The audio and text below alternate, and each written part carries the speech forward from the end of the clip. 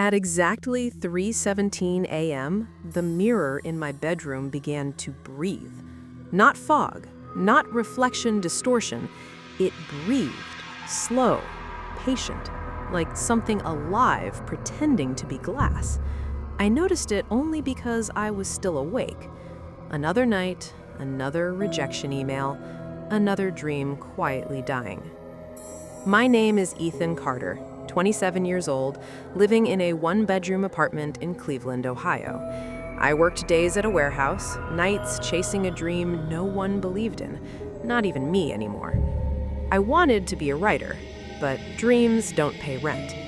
That night, after staring at the blinking cursor on my laptop for hours, I leaned back and looked at the mirror across my bed. That's when I heard the whisper. "Why did you stop?" I froze. The room was silent except for the hum of the refrigerator. I stood up slowly. The mirror showed my reflection, but something was wrong. My reflection wasn't tired. Its eyes were sharp, focused, alive. "You used to stay up until sunrise," it said. "Now you quit before midnight." I laughed nervously. Sleep deprivation, I told myself, but the reflection didn't laugh back. "Do you know what happens to people who abandon their potential?" it asked. I shook my head. The reflection leaned closer to the glass. "They rot while still breathing." The lights flickered. I stepped back. "I'm just exhausted," I whispered. "Life happened." The reflection's face twisted, not angry, but disappointed. "Life always happens," it said. "The difference is who keeps moving anyway." That night, I didn't sleep. Every time I tried, the mirror whispered. Failures I'd buried, moments I'd quit too early, excuses I'd memorized. By morning, my head was pounding, but something else was there too. Clarity. I went to work, my body moving on autopilot. That night, instead of collapsing into bed, I opened my laptop. The mirror watched. I wrote for 1 hour. When I finished, the mirror whispered again. "Good, but not enough."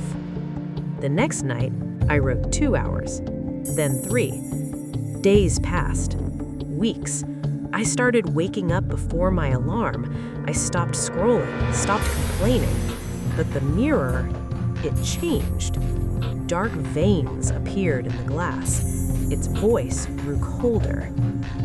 "You're still holding back," it hissed one night. "You're still afraid." "What do you want from me?"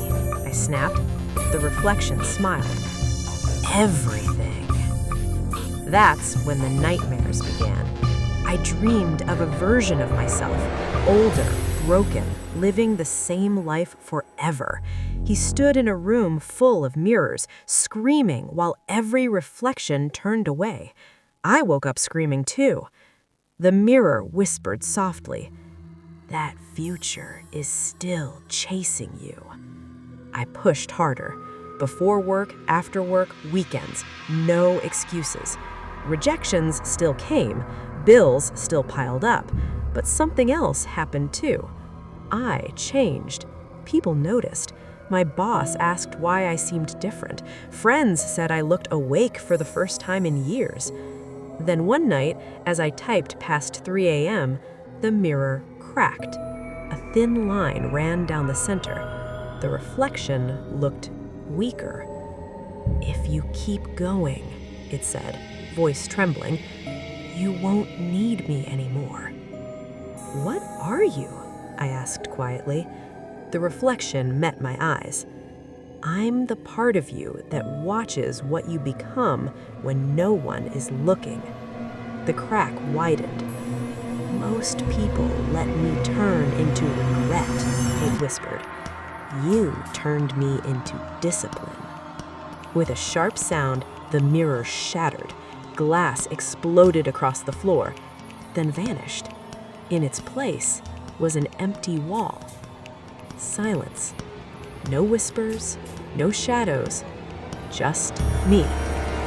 Months later, I sold my first short story, then another. I moved out of that apartment. Sometimes late at night, I still check mirrors.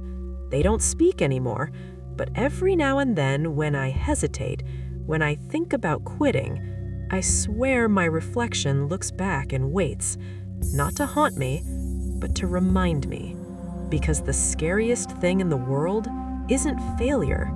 It's living long enough to see who you could have been and knowing you chose comfort instead of becoming dangerous to your limits.